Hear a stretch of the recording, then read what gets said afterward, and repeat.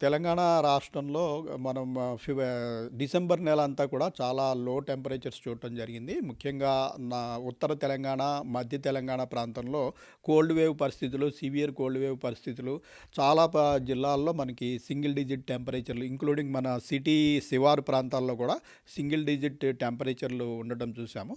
దీనికి కారణం మనకి ముఖ్యంగా రేడియేటివ్ కూలింగ్ వల్ల, ప్లస్ మనకి మాయిశ్చర్ చాలా తక్కువ ఉండటం వల్ల, ప్లస్ మనకి ఈ ఉత్తర భారతదేశం నుంచి చలిగాలులు అనేవి జనరల్గా మనకి నార్త్ తెలంగాణకి పరిమితమై ఉండేవి. ఈసారి సెంట్రల్ తెలంగాణలో కూడా ప్రవేశించడం వల్ల మనం ఈ రకమైన సిచ్యుయేషన్ చూసాము.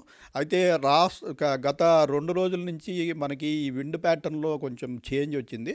ప్రస్తుతం మనకి ఉత్తర భారతదేశం నుంచి కాకుండా ఇటు తూర్పు నుంచి, అలాగే ఆగ్నేయ దిశ నుంచి గాలులు అనేవి తెలంగాణలోకి ప్రవేశించడం వల్ల ఇవి తేమతో కూడిన గాలులు ఉంటాయి.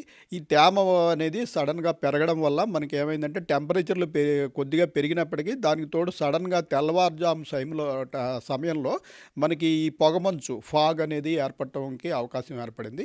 గత 2 రోజుల్లో చూసుకున్నట్టయితే మన సిటీ శివారు ప్రాంతాల్లోనూ, అలాగే ఉత్తర తెలంగాణ, దక్షిణ తెలంగాణ, మనకి సెంట్రల్ తెలంగాణలోని పలు జిల్లాల్లో ఈ పొగమంచు ఫాగ్ ఫినామినా ఉంది.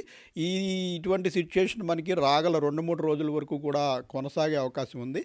ఈ ఫాగ్ వల్ల ఏమవుతుందంటే మనకి సడన్గా విజిబిలిటీ అనేది 50 మీటర్స్కి 100 మీటర్స్కి కూడా పడిపోయే అవకాశం ఉంటుంది. దీనివల్ల తెల్లవారుజాము సమయంలో ఈ హైవేల మీద ప్రయాణం చేసేవారు చాలా జాగ్రత్తగా ఉండవలసిన అవసరం ఉంటుంది. ఈ ఫాగ్ ఏంటంటే ఉన్నట్టుండి ప్యాచెస్గా కూడా ఉంటుంది అక్కడక్కడ. సో సడన్గా మనకి విజిబిలిటీ అనేది ఈ చాలా వేగంగా పోతున్నప్పుడు ఉన్నట్టుండి సడన్గా బ్లైండింగ్ అయిపోయే అవకాశం ఉంటుంది. సో ఈ సమయంలో చాలా అప్రమత్తంగా ఉండి ఈ హైవేల మీద ప్రయాణం చేయాల్సిన అవసరం ఉంది. 2-3 రోజుల వరకు ఈ సిచ్యుయేషన్ కంటిన్యూ అయ్యి తర్వాత మళ్ళీ విండ్ ప్యాటర్న్ కొద్దిగా చేంజ్ అయితే మళ్ళీ మనకి కొద్దిగా టెంపరేచర్లు ఫాల్ అయ్యే అవకాశం ఉంటుంది. అయితే డిసెంబర్ అంత ఫాల్ జనవరిలో ఉండే అవకాశం అంతా కనిపించడం లేదు.